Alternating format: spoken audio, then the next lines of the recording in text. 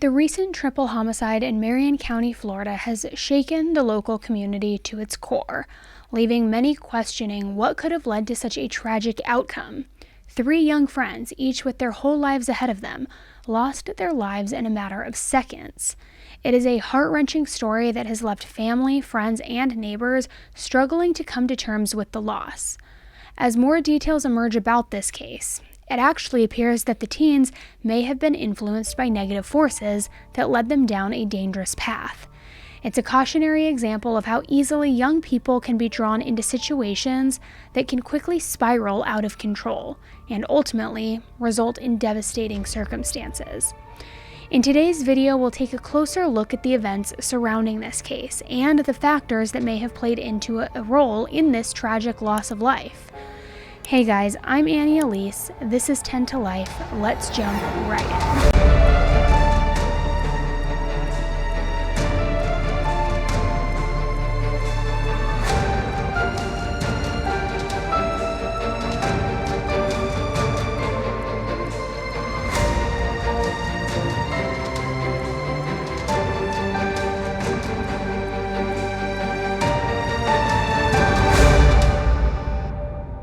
Marion County is a county located in the northern part of the U.S. state of Florida.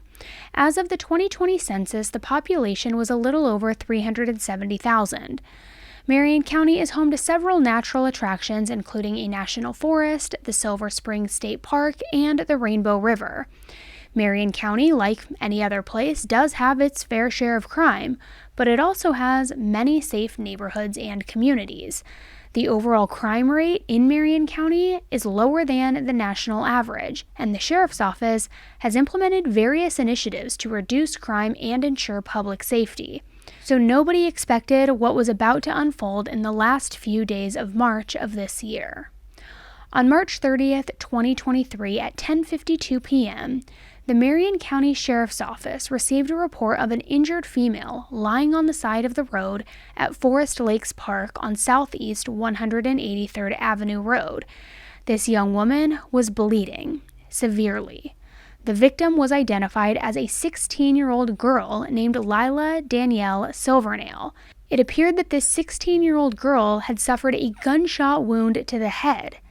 Deputies who arrived on the scene quickly noticed the severity of the situation and transported her to the hospital in critical condition. She was still breathing when Marion County Fire Rescue transported her to HCA Hospital. However, just a few days later, she succumbed to her injuries and unfortunately passed away. 16-year-old Lila was living with her grandmother Lisa, and they were very close at the time of her death. She was being homeschooled and had completed the 10th grade with plans to complete her 11th grade studies this summer, all in hopes to go to school to become an attorney. Lila was also a very talented softball player. She had been playing softball all her life in recreation and travel ball. She is the definition of a team player and an amazing athlete.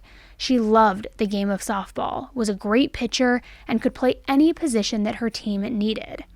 It was a horrible loss and left everyone puzzled as to what happened. How did this young, bright, beautiful 16-year-old girl end up being shot and killed? The following day on March 31st, at around 7:55 a.m., authorities received another report about a person lying on the side of the street at the intersection of Southeast 94th Street and Southeast 188th Court. Deputies promptly responded to this scene, and they discovered a male victim who had also been shot. Sadly, this victim was pronounced dead at the scene. A teen named Katia claimed to have found the body of this 17-year-old male victim on the side of a dirt road. The victim was reportedly wearing a black hoodie, black shirt, black pants, and black shoes, with a hoodie over his head and a black ski mask covering his face. Katia stated that she could only see his eyes and did not observe any obvious signs of a bullet wound. She also expressed sadness and fear, and her brother is the one who ultimately called the police to report this incident. In accordance with Marcy's law, the identity of the victim is being withheld at the request of his father, which is why we do not have a name to call him by. However, this 17-year-old male had a connection to Lila. the very Lila who was discovered the night before, killed by a gunshot wound as well. Upon the discovery of this young man's body, his father was called out to the scene, where he was able to identify his son. Now, Marsy's Law is a set of constitutional rights for crime victims in the United States. It was named after Marsa Lee Marcy Nicholas, a California college student who was murdered in 1983 by her ex-boyfriend. The law was first passed in California in 2008 and since has been adopted by several other states. So now we have these two young children, a 16-year-old girl and a 17-year-old male, killed by gunshot wounds, found just tossed on the side of the road. How? Why? Well, the following day later, on April 1st, deputies were again dispatched, this time to the area of Maluka Loop and Maluka Loop Trace, following a report that Lila's vehicle was partially submerged at the edge of a nearby body of water. Upon arriving at the scene, members of the MCSO, which is the Major Crimes Unit Forensic Unit, and Underwater Recovery Team, conducted a search for evidence and recovered the vehicle. A search warrant was obtained for Lila's vehicle, and during the search, a third victim, Camille Corlez, was discovered in the trunk. Camille was a 16-year-old, and she had also suffered from a gunshot wound and was later pronounced dead. So what happened to these three teenagers? Was it connected? Was it targeted? And who was responsible? Hello, Marion County. Last Thursday night, my office responded to the area of Forest Lakes Park. When they arrived, they located a female lying beside the road suffering from a gunshot wound. The victim was transported to the hospital in critical condition and was later identified as a 16-year-old girl, whose name I'm not going to repeat on here. Now, following morning, deputies responded to Southeast 94th Street and Southeast 188th Court, reference to a 17-year-old male lying beside the road. He was found to be deceased from a gunshot wound. Then on Saturday, more of my deputies responded to the area of Malacca Loop and Malacca Loop Trace in reference to information that led us to the victim's vehicle that was partially submerged at the edge of a nearby body of water.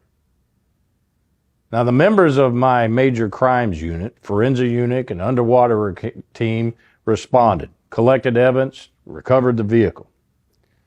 After going through the vehicle, we found a third victim within the vehicle, 16-year-old female, who also had a gunshot wound and was pronounced dead at the scene.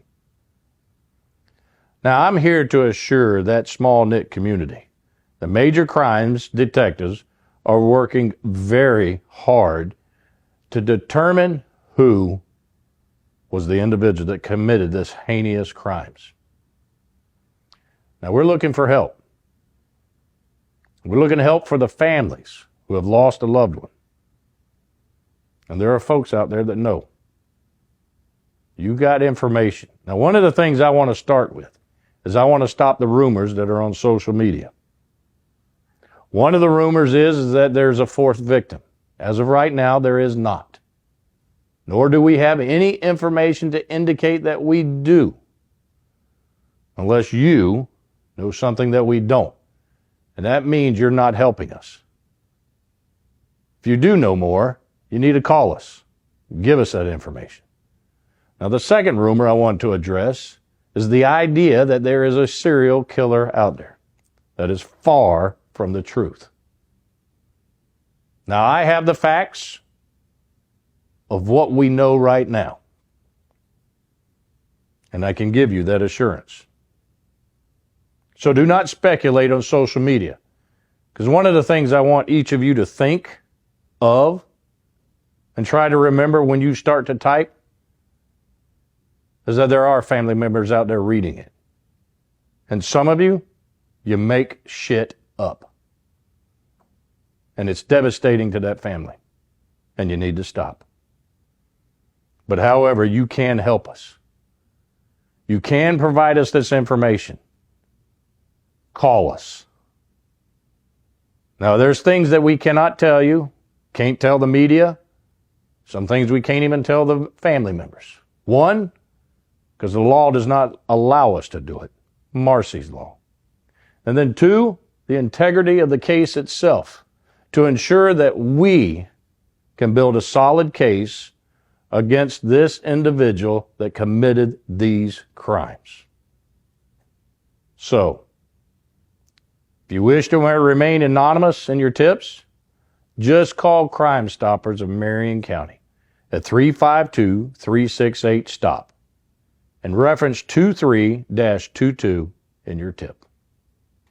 We need your help, citizens. And that community out there, you'll be fine. Into the investigation, an unidentified female who is a witness to this case had reported to authorities that on March 30th, she was with her three friends, 16-year-old Lila, 16-year-old Camille, and 17-year-old male who was unidentified. And she says that she was with them on March 30th as they drove around Marion County in Lila's 2015 Chevrolet Cruze. She said that during their trip they made several stops, including visiting the homes of some male friends, 12-year-old Christopher Atkins and 17-year-old Robert Robinson. The group spent their time rapping and listening to music, and this female witness stated that she was dropped off at her home around 6 p.m. by this group of victims, who apparently then planned to meet up again with those two boys later on, where they were all planning to go car hopping with another friend, 16-year-old Taj Bruton.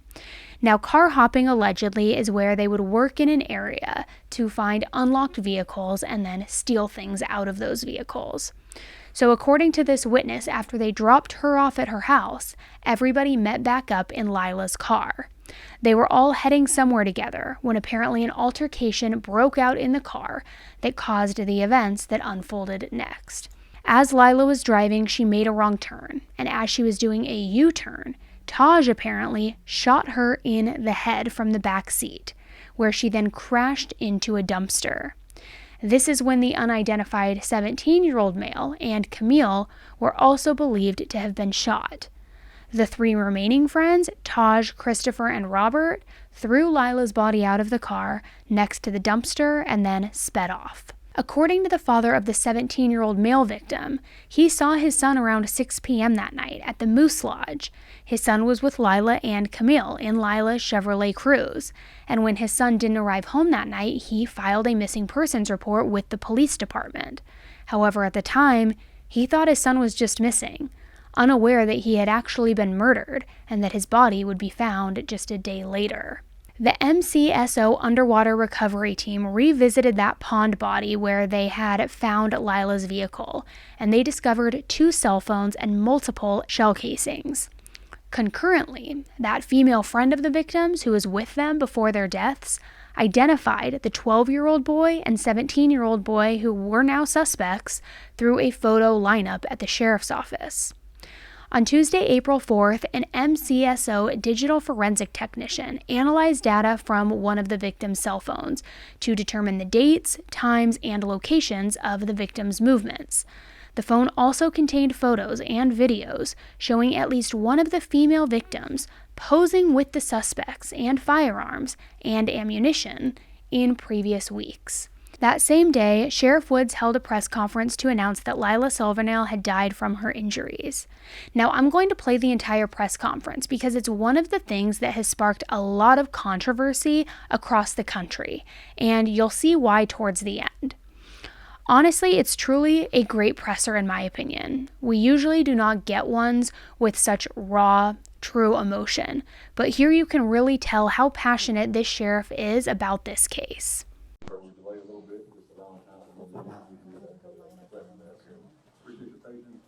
At this time, I'd like to introduce Sheriff Billy Wood, Sheriff of Marion County, and some of the team of our investigative team.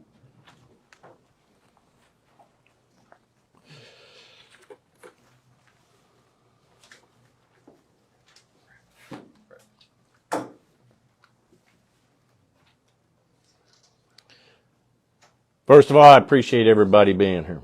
Now, we're here for two reasons. Because of a very extremely tragic incident that has occurred. But on the other side of the coin, a conclusion to that tragedy. As all of you are well aware, last Thursday, March 30th, we received a call near Forest Lakes Park, where our first victim, Layla Silvernail, was located suffering from a gunshot wound. She would later succumb to her injuries. The following morning, we responded to a location about a half a mile away and located a second victim deceased on the side of the road from an apparent gunshot wound. Then on Saturday, April 1st, my deputies located Layla's car abandoned and partially submerged in a pond about 9 miles from the location where she was found. My investigators located the third victim inside of the car. And I'll go ahead and tell you, because you've been asking me for specific details. She was located in the trunk.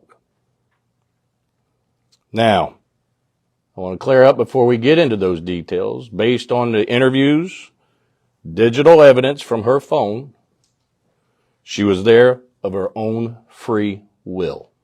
Now, the investigators were able to determine that this group of juveniles were involved in committing burglaries and robberies, which they were referred to as a lick. Now, although we had out there that was gang related, we have nothing specific to say that it was any rivalry or anything to such that cause. But however, each and every one of them, in some shape or form, is associated with a gang. Basically, simple terms, there is no honor among thieves.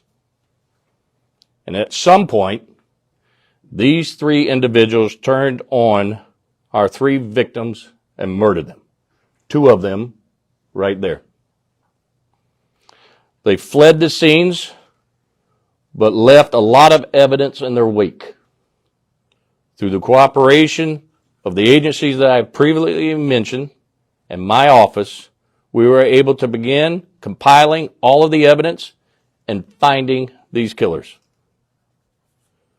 Now, we were shocked and saddened by the violence, as all of my citizens, because we are shocked not only are the victims juveniles, but the murderers are juveniles as well.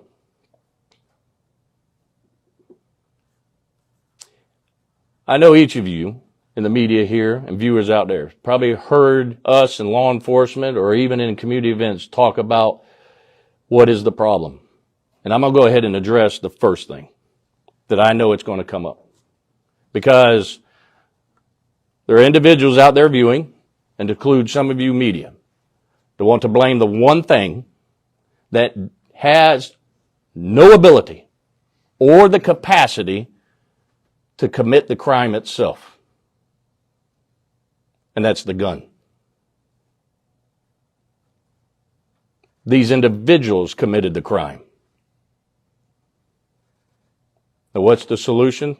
I wish I could give you that answer, because this world would be a whole lot better. But the fact is, society fails it. We do not hold our juveniles accountable. We minimize their actions. And let me tell you why I say this. Last night, I had to stare into the eyes of two mothers. It's not their fault. Because what I saw last night was two mothers who are willing to give their sons everything. Do everything for them and give them their own lives. But just like you and I, no matter how much we teach them, because I am a father. I am a father, and I cannot fathom what they were going through.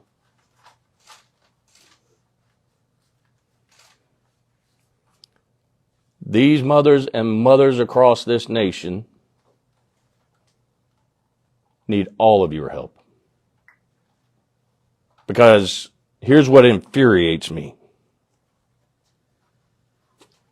I've got a particular media who has a problem with putting photos of juveniles out. Now, we do it what the law says we can do. Put these photos out. I put myself in the shoes of those mothers because I heard one of them say it. I wish I would have known what this one was doing and who they were, because my kid never would have hung out with them. And to think and believe to minimize any actions that is criminal of a juvenile is a disservice, and frankly, stupid to think. We need to hold them accountable. And then hope that we can change them.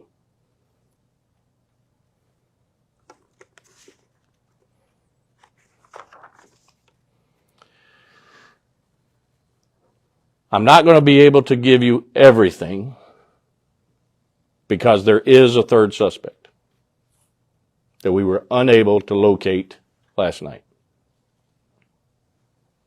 But however, you will receive, you may already have it, the probable cause affidavit that tells you the details of the events that occurred. I will tell you this.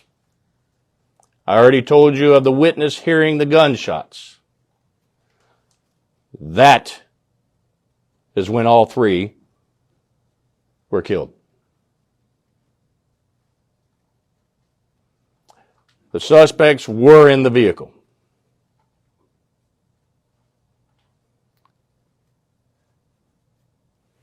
This individual, who is a juvenile also, is who we're looking for. Now, I'm talking to the viewers. Some of you know him, you know where he is, and you need to turn him in. Now, I will get him. I will find him, and justice will be completed.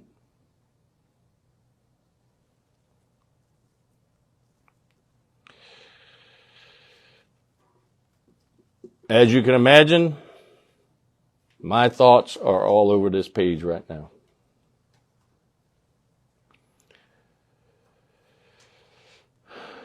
Fighting these type of crimes requires all of us to come together as a community. And Marion County stepped up to the plate. And we've been successful.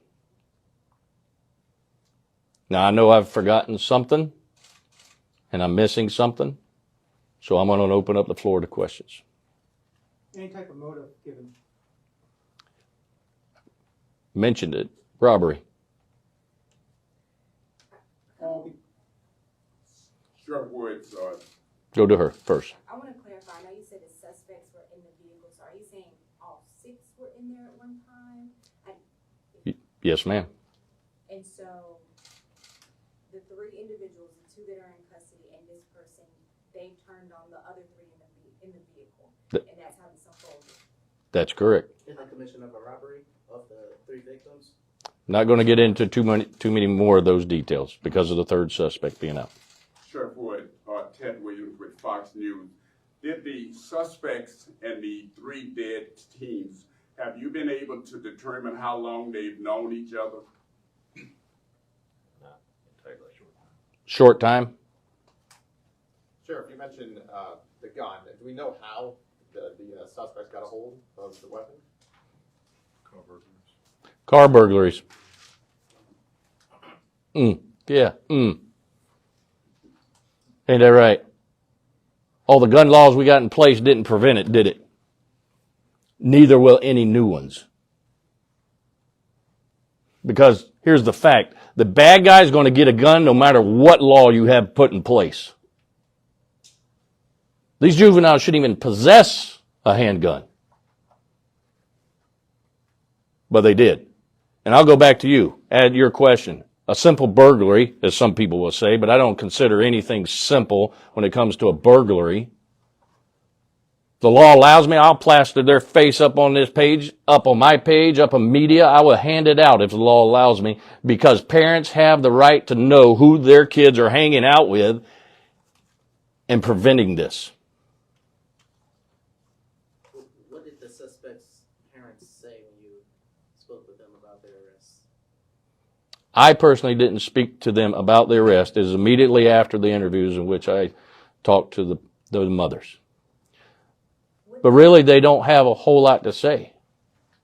If you're a parent, put yourself in their shoes. Holy hell. Panic. I'm scared to death as a parent. Embarrassed. Ashamed. What do you think they're going to say? Sheriff Woods, do you know if these three juveniles will be tried as adults? All right, State Attorney's Office is reviewing that right now, okay? So I don't want to say yes and then it turn around no, then you'll end up calling me a liar at some point. So What does to kind of piggyback off that, so what does accountability look like for you? I know you talked about juveniles being held accountable for their actions. I will refrain an awful lot on that answer to this question, to the full extent of the law. Okay, don't take me wrong. I might be hard on people, but I also have a heart. And I've already told you, I am a father. But here's the one thing my boys know. Growing up, the freaking barber had my permission to whip their asses. And not only that, when this stuff came up on TV, I pointed them. I said, you don't have to worry about the law coming after you. Full extent. Because they took a life. Are y'all comprehending that? They took a life without thought. They deserved the full extent of the law. Had you come in contact with these teens before? Because I see the pictures. Are these mugshots from previous incidents? I personally haven't, but have we? Minimum contact. I can tell you right now. I know somebody over here had a question. Sure. Andy? Do I understand correctly that the three victims were an active part of crimes prior to their deaths with these three? Is that correct? I don't want to give too much detailed information, okay? But let me put it this way. My dad was a fireman. Always said, where there's smoke, there's fire, okay? Folks, don't ask dumbass questions. And Andy, I apologize. But really? Do I have to spell it out to you? What do you think they were doing? They're associated with a gang. And I've told some of y'all in interviews, gangs don't go to church on Sunday and then preach the gospel for the next 6 days. They're gangs because they commit crimes. How simple is this idea? Where are we losing it? And I know we're going long, but this is my press conference, not yours. Sure. Yes. If all six were committing crimes, do you know why the three turned on the other three? I can't divulge that. I wish I could tell you. I'll tell you when we get this one. Okay? Listen, I want to tell you everything. I really do. And since day one, I've wanted to tell you anything. They have had a leash on me like you wouldn't believe. Next. Let's get somebody new. Do we know the timeline of the three victims in terms of how they were shot? Was it all at once? And then... Hold back. You heard the bosses. At the press conference, Sheriff Woods indicates that all 6 of the teens knew each other and said that they were all associated with gang activity. He added that the weapon used in the shootings was obtained from one of those car burglaries when they were trying to open all of the unlocked cars and seize, wallets, money, tech, whatever they could find. But it's unclear if that gun was stolen that same day or if they had had it for a while. Christopher and Robert were both arrested and charged with first-degree murder.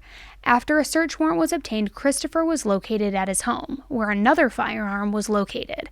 Later that night, investigators obtained a confession from the minor after his mother waived his right to legal representation. When Robert was arrested, he was actually arrested in connection with a different case, a disturbance at his school, so he was already in custody when the murder charges were brought. He was transported by the MCSO from a juvenile detention center to the sheriff's office. His mother was called to the office and also waived their right to legal counsel, following which he reportedly confessed to these murders. He told detectives he shot one of the victims, who was later identified as Camille. And he said she was still alive. She was going to snitch on us all. We were all going to jail for life. And this is a statement made according to the sheriff's office. The third defendant, Taj, remained at large, and a $10,000 reward was issued for anyone who had information that led to his arrest. During their investigation, which included 15 detectives, sheriff's investigators recovered multiple pieces of evidence, including blood, clothing, cell phones, and shell casings. They also interviewed people who were familiar with the victims and the defendants. According to the sheriff's office, Christopher said that he was picked up at his residence and driven to an apartment complex to pick up Taj. He said he was forced to shoot one of the victims by Robert, and that if he didn't, then his family would have been killed. You've never seen anything like this before. A 12-year-old, just arrested for murder, is marched shirtless and in cuffs to a waiting car. Then a second suspect gets the same treatment, only he has a shirt on. He's 17. Despite the suspects' ages, the two perp walks were videotaped by the sheriff's department and posted on Facebook. We do not hold our juveniles accountable. We minimize their actions. The pair were charged with the slaying of 3 teens at Ocala National Forest that spread fear outside Orlando that a serial killer was on the loose. Police are also searching for a third suspect, aged 16. One victim, 16-year-old Layla Silvernail, was found shot on the side of the road. The next day, a 17-year-old boy was also found dead half a mile away. Police have not released his name. Then on April 1st, the third victim, 16-year-old Camille Quarles, was found dead in the trunk of a submerged car in a pond at the national park. It turns out cops say all 6 young people, victims and suspects, knew each other and were in the car together when the murders took place. At some point, these 3 individuals turned on our 3 victims and murdered them. Marion County Sheriff Billy Woods announced the arrest today at a press conference that's causing a lot of controversy. Each and every one of them, in some shape or form, is associated with a gang.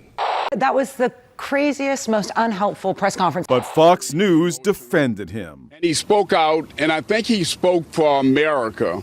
They took a life without thought.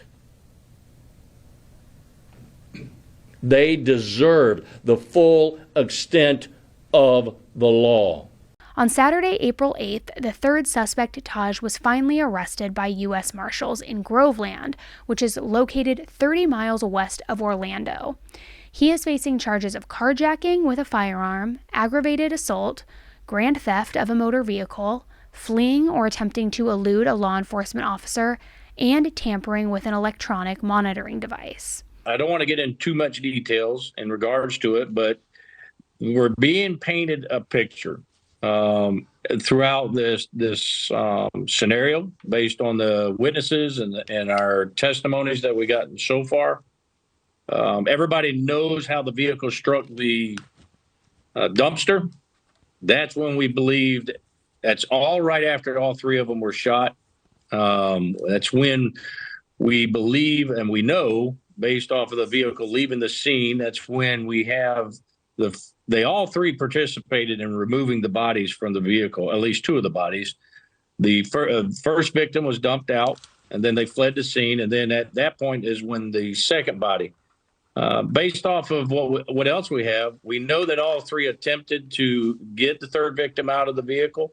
but they had difficulty, and then they left her in the back of the trunk. And is it my understanding, just again reading through what's already in the documents, is that two of the kids who were arrested first, Christopher Atkins, 12 years old, and Robert Robinson, 17 years old, indicated that they shot Camille Quarles, the victim in the trunk. That would lead me to believe that the third suspect, Taj Bruton, who was just apprehended this weekend, is the person who shot the two victims who were in the front seat. That would be Layla Silvernail driving, and then the 17-year-old unnamed victim in the passenger seat. Does that line up? That is a very good working theory, and we just haven't proven that yet. Marion County Sheriff Billy Woods said that the 6 teenagers all knew each other and were connected at some point with gangs and gang activity, like I said, whether it be a neighborhood gang or a quote-unquote wannabe gang. He said a motive in the shooting appears to be robbery. The events that have unfolded have led the Sheriff of Marion County to urge communities nationwide to take action and to make a difference. You know, the issues that we have in Marion County are not unique. I personally think they exist in every single county of the state and exist in every state in the union. You know, one of the things that I'm really tired of, and I haven't really said it, is I'm tired of law enforcement being seen and being used as the parent. We're not your kids' parents. It's plain and simple as that. Our job is to come in, and somebody commits a crime, we make an arrest, bring them before the courts. That's our job. But my job and our jobs are not being the parent for your kids. We can make arrests, but part of the problem is holding the kids accountable. Quit minimizing, and I said in my press conference, quit minimizing what they do. You know, you look at this 12-year-old. I'm here to tell you, the 12-year-old has yet to comprehend the magnitude of the decision in which he made. And I saw his face when he was being interviewed. He hasn't got it. And that's a failure on our part in society, not only in the home. And that's where one of the biggest things, our family unit has degraded in our society across this nation. Because either we want to give everyone a trophy, number one, or two, we want to be their best friend rather than being a parent. We don't want to be the bad guy as a parent and teaching them this is what you don't do when they're little. When they're young, that's when you want to catch them, because when they turn to 16 and 17, it's already been ingrained in them of the wrongdoings. I'm going to get away with this. I'm not going to be punished. We in law enforcement put crime prevention out regarding technology for children, juveniles, youth of today. Parents need to pay attention, because here's part of that problem. When you bringing this up, they'll buy them a smartphone, hand it to them, and carte blanche, just give them the free will to do whatever they want on that phone. We need to quit not only having me, law enforcement, be a parent, but quit using your smartphone, the computer, games as you're being the parent for your children. Pay attention to what they have. Restrict them. Every phone, every smartphone we have that exists has the ability for you to restrict them. You know, of course, they're going to get upset. They're not going to like it. Well, too bad, tough. I didn't like it when I was a kid, but I'm thankful for it every day, the restrictions that were put on me today, because my parents made me who I am, and they taught me the right way.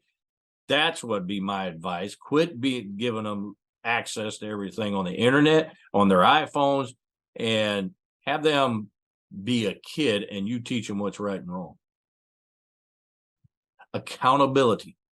They have no sense of accountability. And I'm not talking about when your mama tells you to do something, you don't do it, and the consequences of their decisions. That's not what's being taught, whether it be from the parents, the schools, the justice system, juvenile justice system. It doesn't make a difference. We're not teaching them accountability. That's our failure. Now, give us a call.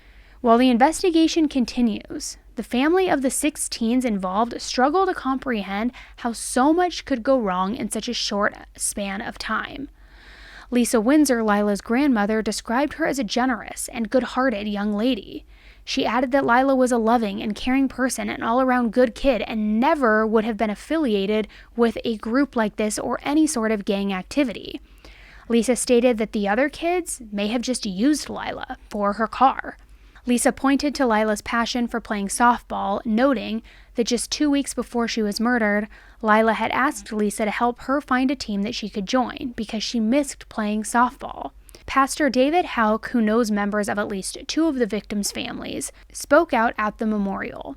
He said Lila was not a gangster. She was a giving and generous young lady who was very involved in baseball. He also said that Lila donated organs and that will be a great life-saving gift to somebody. He said that will be her legacy of generosity and that will give comfort to the family. Camille, the other young girl who lost her life, her younger sister has written this about her sister. Camille was a very beautiful person. She was really good at softball. She liked volleyball and basketball. She liked puzzles. She was really good at braiding my hair. She might have had ups and downs in life, but she was still a good person. Camille liked to draw people and flowers. She loved clothes and shoes. I will forever miss my sister. There is not any information on the third victim because, as you know, his name has not been released. But I hope his family's okay and that they are able to heal from this horrific, senseless tragedy. This tragic incident that occurred in this small town within Marion County has left the community in shock and also frustrated, as there is little detail about the perpetrators because they are also all minors. Unfortunately, this is all we really know in this case so far, but I plan to follow it very closely as we get into the court proceedings and watch these 3 get the justice that they deserve. The sheriff doesn't really seem like one to play around, so we'll see what happens here. But I'm very curious to know how things escalated, even if they were involved in bad activity, and that's not to excuse anything. From everything we've heard, it appears they were all on the same side, that they were all friends, that they were all planning to do these robberies or carjackings or whatever together. So where did things take a huge turn? Where did this group of friends turn on each other to where one was shot and then the other shot for being a potential snitch and so on and so forth? Was it initiation? And was that the reason behind it? Because some of the friends were being initiated into a different group, if you understand where I'm going with that. What happened here to where these 6 seemingly known friends, or at least acquaintances, turned on each other to where now 3 young lives are lost and they were brutally gunned down? I'm going to follow this closely because I feel like there is a lot more to this story and I want to know what that is. So as always, make sure that you're subscribed if you're not already, and make sure you're following me on my Instagram account @_AnnieElise for quicker and more frequent updates on not only this case, but all cases that we talk about. All right, guys, thanks for tuning in, and let me know, have you heard anything about this case? What details do you know? What do you think happened? Why did this happen? How did they turn on each other and why? Let me know in the comment section below. All right, guys, until the next case, stay safe.